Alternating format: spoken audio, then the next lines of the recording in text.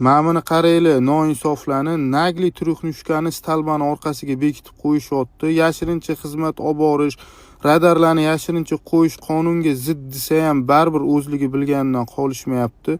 Bu turixnushkani hozir Bratskiy Mogilladan Sergeli to'rga keturishga qo'yishgan.